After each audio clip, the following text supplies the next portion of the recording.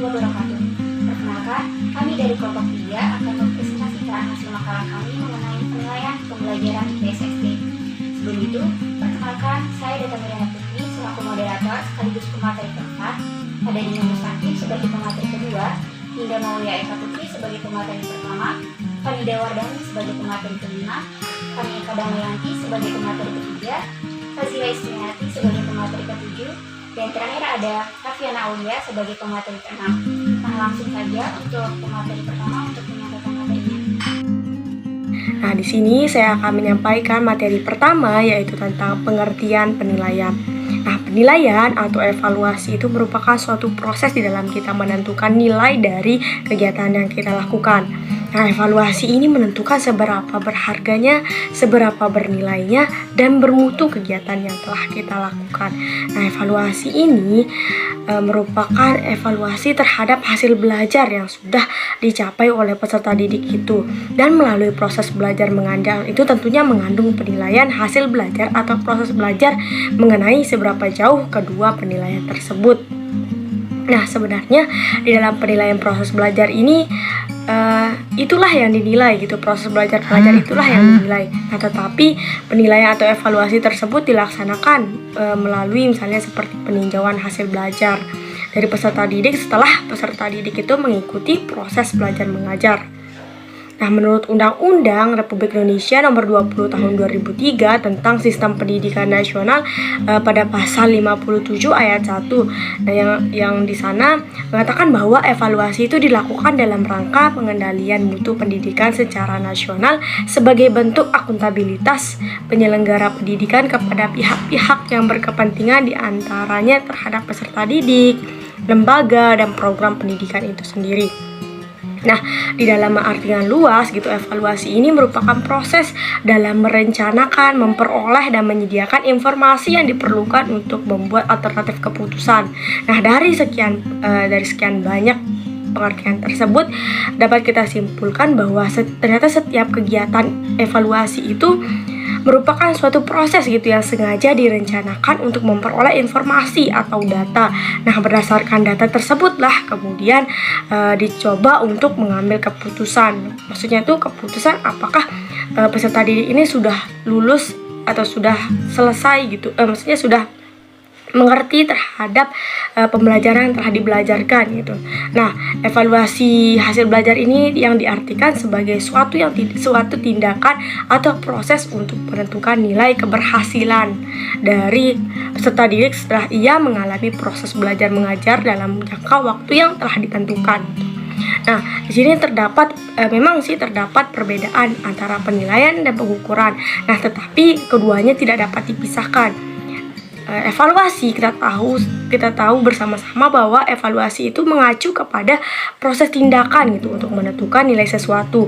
Nah, maka pengukuran inilah tindakannya atau proses untuk menentukan luas atau kuantitas sesuatu.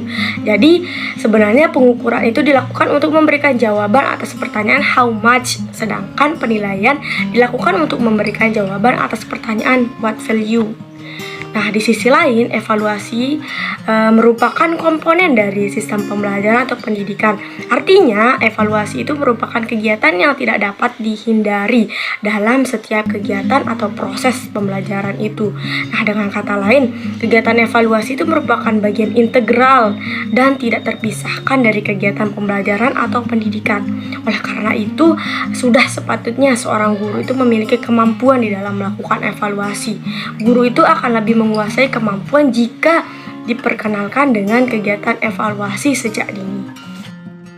Menurut Sudi Sardio, penilaian adalah proses sistematis untuk menentukan tingkat keberhasilan dan efisiensi suatu program. Penilaian adalah proses mengumpulkan, melaporkan, dan menggunakan informasi tentang hasil belajar siswa yang diperoleh melalui pengukur untuk menganalisis atau menjelaskan kinerja atau presentasi peserta didik dalam melaksanakan tugas terkait. Menurut IGN Masiju, penilaian sifat suatu benda adalah suatu kegiatan membandingkan hasil pengukuran sifat suatu benda dengan acuan yang relevan sedemikian rupa sehingga diperoleh kualitas suatu benda yang bersifat kualitatif. Menurut Octaviani, penilaian adalah penerapan berbagai cara atau metode dan penggunaan berbagai alat penilaian untuk memperoleh informasi tentang sejauh mana hasil belajar peserta didik atau pencapaian kompetensi peserta didik atau rangkaian kemampuan yang diperoleh. Secara garis besar, dapat dikatakan bahwa evaluasi adalah pemberian nilai terhadap kualitas sesuatu. Selain itu, evaluasi juga dapat dilihat sebagai proses perencanaan, perolehan, dan penyediaan informasi yang diperlukan untuk membuat alternatif keputusan. Dengan demikian, evaluasi adalah suatu proses sistematis untuk menentukan atau mengambil keputusan sampai sejauh mana tujuan pengajaran yang telah dicapai oleh peserta didik.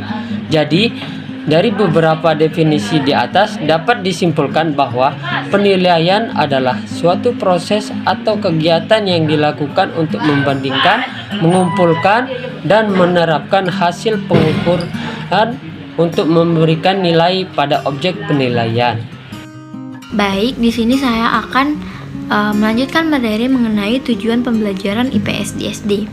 Penilaian atau evaluasi bertujuan untuk melakukan penilaian terhadap pencapaian tujuan pembelajaran dan untuk melakukan penilaian terhadap proses implementasi kurikulum secara keseluruhan.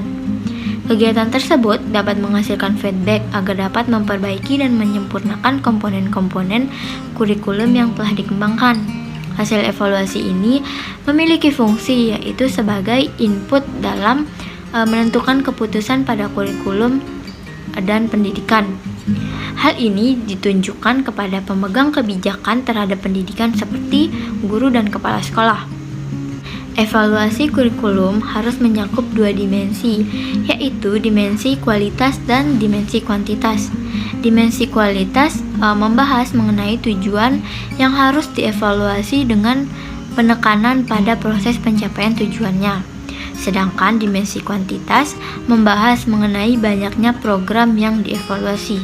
Berbagai macam bentuk kompetensi dasar yang digunakan dalam melaksanakan evaluasi pada pembelajaran IPS di SD ini terdapat 3 kompetensi. Yang pertama itu kompetensi sikap, kemudian kompetensi pengetahuan dan kompetensi keterampilan. Kompetensi yang pertama ada kompetensi sikap. Pada kompetensi sikap, penilaian dapat dilakukan dengan cara melakukan observasi, pengamatan atau teknik lain yang lebih relevan.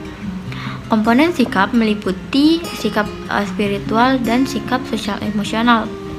Sikap adalah dimensi IPS yang penting karena dengan sebuah tindakan dapat menjadikan peserta didik aktif dalam belajar dan berperilaku secara konkret dan praktis. Peserta didik dapat belajar dari apa yang diketahuinya dan memikirkan tentang isu-isu sosial yang ada di masyarakat untuk dapat dipecahkan. Nah, dengan dia memikirkan isu-isu sosial ini, otomatis dia akan berusaha mencari cara untuk memecahkan permasalahan tersebut. Dengan demikian, peserta didik dapat menjadi warga negara yang efektif di masyarakat. Dimensi sikap dan pembelajaran IPS meliputi 3 model aktivitas pembelajaran. Yang pertama, pencontohan kegiatan dalam memecahkan masalah di kelas seperti cara berorganisasi dan bekerja sama. Misalnya, pada peserta didik kelas 1 SD memberikan pendapat kepada guru tentang pasar tradisional mana saja yang sudah didatanginya dan memberikan pilihan kepada peserta didik pasar tradisional mana yang paling bagus, bersih, dan murah dengan sudut pandang dari peserta didik tersebut. Yang kedua, berkomunikasi dengan anggota masyarakat yang dapat diciptakan dengan memberikan tanggung jawab kepada peserta didik untuk melakukan tugasnya. Yang ketiga adalah pengambilan keputusan yang dapat dijadikan sebagai keputusan di dalam kelas, khususnya kepada peserta didik yang mau diajak berdiskusi dan memecahkan sebuah masalah. Baik, terima kasih sebelumnya. Di sini saya akan melanjutkan materi dari teman saya mengenai kompetensi pengetahuan. Nah, pada pembelajaran IPS, penilaian kompetensi pengetahuan atau K13 ini biasanya pengaplikasiannya menggunakan bermacam-macam bentuk penilaian. guru harus mampu untuk mencatat setiap materi pembelajaran IPS yang bertujuan untuk menentukan bentuk penilaian yang disesuaikan terhadap kompetensi yang dinilai. Nah, melakukan sebuah perencanaan dalam penyusunan rencana pelaksanaan pembelajaran atau RPP ini merupakan suatu awalan di dalam tahap proses penilaian. Predikat penilaian yang digunakan terhadap penilaian K13 yaitu ada A, B, C, D, serta deskripsi, di mana A itu sangat baik, B yaitu baik, C cukup, sedangkan D kurang. Ada berbagai macam bentuk penilaian yang digunakan, yaitu tes tertulis, tes lisan, maupun penugasan. Nah, setiap orang memiliki wawasan tentang pengetahuan sosial yang berbeda-beda. Secara konseptual, pengetahuan hendaknya mencakup fakta, konsep, dan generalisasi yang dipahami oleh peserta didik. Nah, fakta ini merupakan data yang terperinci tentang sebuah peristiwa, objek, orang, dan semua hal-hal yang terjadi. Kaitannya dengan pembelajaran IPS, peserta didik diharapkan mampu mengenal berbagai jenis fakta, khususnya yang terkait dengan kehidupannya. Nah, beberapa fakta yang dapat diajarkan kepada peserta didik kelas 1 misalnya, ada 2 orang temannya di kelas tidak hadir atau kakak kelasnya sedang berolahraga di lapangan. Nah, fakta yang diberikan kepada peserta didik diharapkan dapat disesuaikan dengan usia dan tingkat kemampuan berpikirnya. Misalnya untuk peserta didik di tingkat SD, fakta yang diberikan bisa berupa sebuah kejadian atau peristiwa, objek, dan hal-hal yang bersifat konkret. Selanjutnya yaitu yang ketiga, kompetensi keterampilan. Nah, pada pembelajaran IPS, penilaian kompetensi keterampilan atau KI 4 ini pengaplikasiannya dilakukan dengan cara kompetensi yang diidentifikasi dengan tujuan agar dapat menentukan penilaian yang tepat. Nah, penilaian KI 4 ini memiliki tujuan yaitu untuk mengukur sejauh mana peserta didik telah menguasai dan mengetahui pengetahuan yang telah didapat selama proses pembelajaran yang dapat digunakan oleh peserta didik dalam menyelesaikan permasalahan dalam kehidupan sehari-hari. Nah, penilaian KI 4 ini menggunakan predikat yang sama dengan penilaian kompetensi yang lain.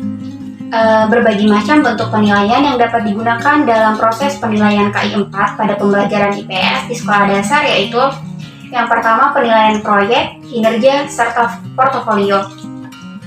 Nah, pendidikan IPS sangat memperhatikan dimensi keterampilan di samping pemahaman dalam dimensi pengetahuan. Terdapat 4 keterampilan yang harus dimiliki oleh peserta didik, yaitu keterampilan meneliti, keterampilan berpikir, serta keterampilan sosial. Baik, terima kasih sebelumnya. Di sini saya akan melanjutkan penjelasan dari teman kelompok saya mengenai kompetensi keterampilan. Penilaian juga memiliki tujuan yang sangat penting dalam pembelajaran, di antaranya untuk seleksi mengetahui tingkat penguasaan kompetensi, bimbingan, diagnosis, dan prediksi. Yang pertama sebagai grading. Nah, penilaian ditujukan untuk menentukan atau membedakan kedudukan hasil kerja peserta didik dibanding dengan peserta didik yang lainnya. Nah, penilaian berfungsi grading ini biasanya lebih cenderung membandingkan anak dengan anak yang lain sehingga lebih mengacu kepada penilaian acuan norma. Untuk yang kedua sebagai alat seleksi. Sebagai alat seksi. Nah, untuk penilaiannya ini ditujukan untuk memisahkan antara peserta didik yang boleh masuk dalam kategori tertentu dan yang tidak. Jadi nanti guru itu akan menentukan berdasarkan kategori-kategori yang ditetapkan atau yang telah dimiliki oleh seorang guru tersebut, sehingga ketika melakukan penilaian keterampilan dapat menentukan anak tersebut masuk ke dalam kategori tertentu atau tidak. Yang ketiga yaitu untuk menggambarkan sejauh mana seorang peserta didik dalam menguasai kompetensi. Yang keempat sebagai bimbingan. Nah, penilaian ini bertujuan untuk mengevaluasi hasil belajar peserta didik dalam rangka membantu peserta didik memahami dirinya untuk membuat keputusan tentang langkah-langkah yang akan diambil berikutnya, baik untuk pemilihan program pengembangan kepribadian maupun untuk penjurusan. Yang kelima sebagai alat diagnosis. Nah, penilaian ini bertujuan untuk menunjukkan kesulitan belajar yang dialami oleh peserta didik dan kemungkinan prestasi yang dapat dikembangkan oleh peserta didik. Tentu hal ini akan memudahkan bagi seorang guru untuk menentukan apakah seseorang perlu remedial atau pengayaan. Kemudian di sini keenam sebagai alat prediksi. Nah, penilaian bertujuan untuk mendapatkan informasi yang dapat memprediksi bagaimana kinerja dari peserta didik pada jenjang pendidikan berikutnya atau dalam pekerjaan yang sesuai. Namun untuk anak peserta didik sekolah dasar tentunya untuk jenjang berikutnya ya, bukan untuk pekerjaan. Nah, di sini contohnya itu mengenai penilaian hasil tes bakat, skolastik, atau tes potensi akademik. Dari keenam tujuan penilaian yang sudah saya paparkan tadi, dapat kita ketahui bahwa penilaian itu dilakukan untuk mencapai tujuan yang akan melihat tingkat penguasaan kompetensi. Bimbingan dan diagnostik merupakan peranan utama dalam penilaian sesuai dengan tujuan tersebut. Penilaian menuntut guru agar secara langsung atau tidak langsung dapat atau mampu melaksanakan penilaian dalam keseluruhan proses pembelajaran untuk menilai sejauh mana peserta didik menguasai kompetensi tersebut. Nah, di sini selanjutnya ada tujuan penilaian menurut Permendikbud nomor 23 tahun 2016 bab 3 pasal 4 yang akan saya paparkan sekarang. Yang pertama yaitu mengenai penilaian hasil belajar oleh pendidik bertujuan untuk memantau atau mengevaluasi proses dari pembelajaran dan perbaikan hasil belajar peserta didik secara berkesinambungan atau secara terus-menerus dan atau secara berlanjut. Kemudian yang kedua di sini ada penilaian hasil belajar oleh satuan pendidikan yang bertujuan untuk menilai pencapaian standar kompetensi lulusan untuk semua mata pelajaran. Yang ketiga, ada penilaian hasil belajar oleh pemerintah bertujuan menilai pencapaian kompetensi lulusan secara nasional pada mata pelajaran tertentu. Seperti yang kita ketahui biasanya untuk sebelumnya biasanya ketika akan masuk ke jenjang berikutnya ada beberapa mata pelajaran yang menjadi syarat untuk lulusnya seorang peserta didik pada pendidikan selanjutnya, dan hal itulah yang menjadi yang akan dinilai ketika seorang peserta didik menjadi lulusan dalam sekolah dasar tersebut. Kemudian di sini adapun tujuan lain yang dari dilakukannya penilaian pembelajaran IPS secara umum, yang pertama yaitu mendeskripsikan kecakapan belajar peserta didik sehingga dapat diketahui kelebihan dan kekurangannya, baik itu dalam berbagai bidang ilmu studi atau mata pelajaran yang ditempuhnya. Yang kedua di sini mengetahui keberhasilan proses pembelajaran atau pendidikan di sekolah, yakni seberapa jauh keefektifannya dalam mengubah tingkah laku peserta didik ke arah tujuan pendidikan yang diharapkan. Dalam hal ini biasanya peserta didik diharapkan agar menjadi manusia yang berkualitas dalam aspek intelektual, sosial, emosional, moral, dan keterampilan. Yang selanjutnya, yang ketiga yaitu menentukan tindak lanjut hasil penelitian pembelajaran IPS MI, yakni melakukan perbaikan dan penyempurnaan dalam program pendidikan dan pengajaran serta strategi pelaksanaannya. Yang keempat atau yang terakhir yaitu memberikan pertanggungjawaban atau accountability dari pihak sekolah kepada pihak-pihak yang berkepentingan. Pihak yang dimaksud meliputi pemerintah, masyarakat, dan para orang tua peserta didik.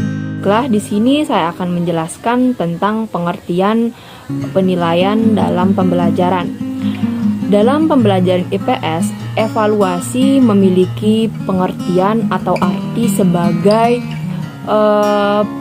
penilaian program, proses, dan hasil pembelajaran IPS itu sendiri.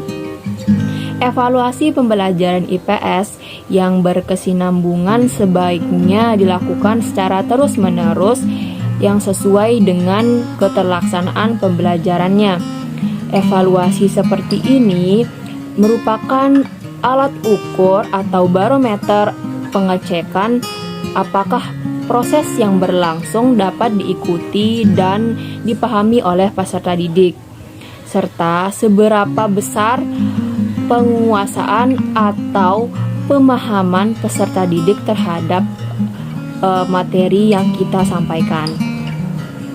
Evaluasi itu berfungsi juga mengungkapkan kelemahan proses kegiatan mengajar yang meliputi yang pertama, bobot materi yang disajikan.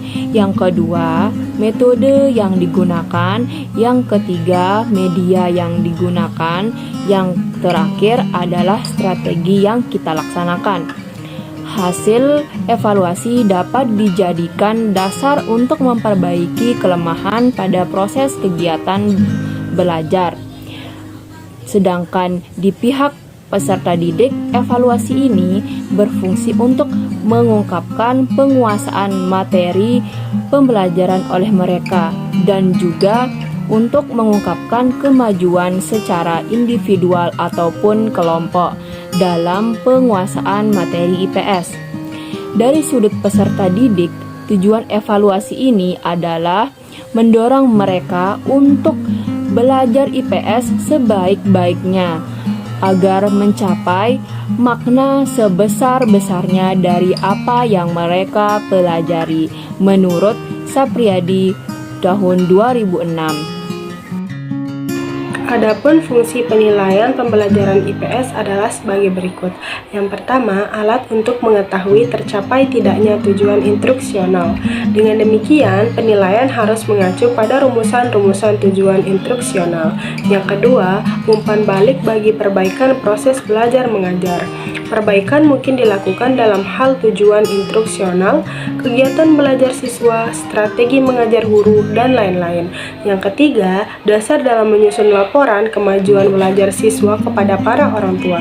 Dalam laporan tersebut dikemukakan kemampuan dan kecakapan belajar peserta didik dalam berbagai bidang studi dalam bentuk nilai-nilai prestasi yang dicapainya.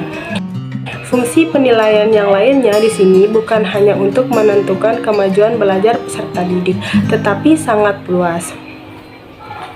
Fungsi penilaian adalah sebagai berikut. Yang pertama, penilaian membantu peserta didik merealisasikan dirinya untuk mengubah atau mengembangkan perilakunya. Yang kedua, penilaian membantu peserta didik mendapat kepuasan atas apa yang telah dikerjakannya. Yang ketiga, penilaian membantu guru untuk menetapkan apakah metode mengajar yang digunakannya telah memadai. Yang keempat, penilaian membantu guru membuat pertimbangan administrasi.